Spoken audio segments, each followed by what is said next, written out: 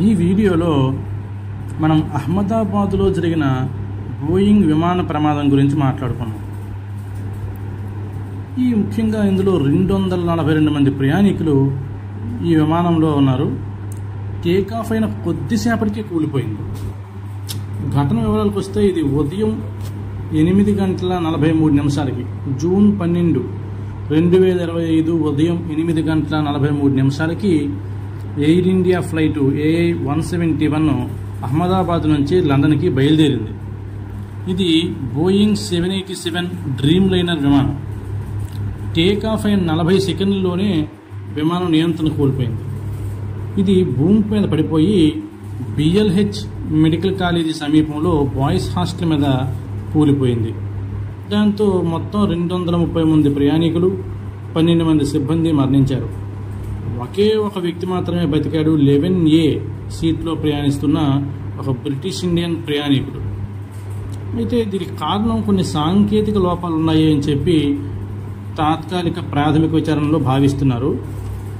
ప్రమాదానికి ముందు కనిపించిన కొన్ని సాంకేతిక లోపాలు ఏంటంటే ఫ్లాప్స్ సరిగ్గా పనిచేయకపోవడం.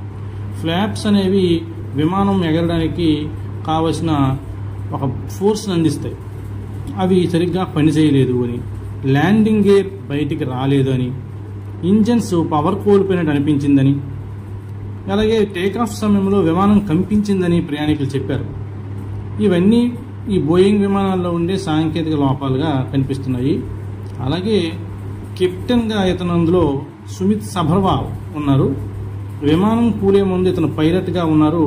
ఈ పైలట్ మేడే కాల్ ఇచ్చారు. మేడే కాల్ అంటే ఈ మేడే కాల్ అనేది ఏదైనా ప్రమాదంలో ఉన్నప్పుడు, వాతావరణ సమస్యలు ఉన్నా, ఎమర్జెన్సీ ల్యాండింగ్ చేయాల్సి వచ్చినా అటువంటి సందర్భాల్లో మేడే కాల్ ఇస్తారు.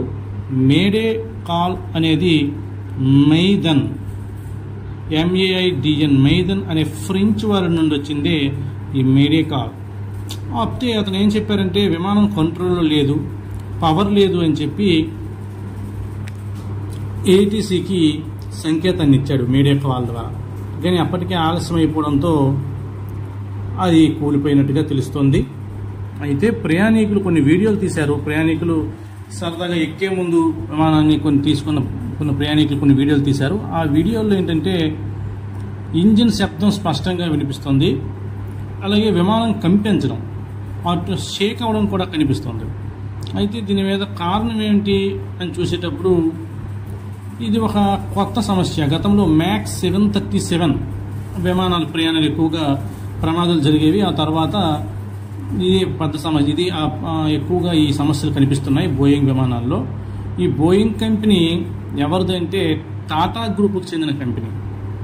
అయితే ఈ ప్రమాదం జరిగినప్పుడు అందరూ కూడా ఈ కంపెనీ ఎయిర్ ఇండియా విమానాల మీద, బోయింగ్ కంపెనీ భద్రత మీద విమర్శలు చేస్తున్నారు. దాని మీద ప్రశ్నలు కూడా లేవనెత్తున్నారు. Thank you.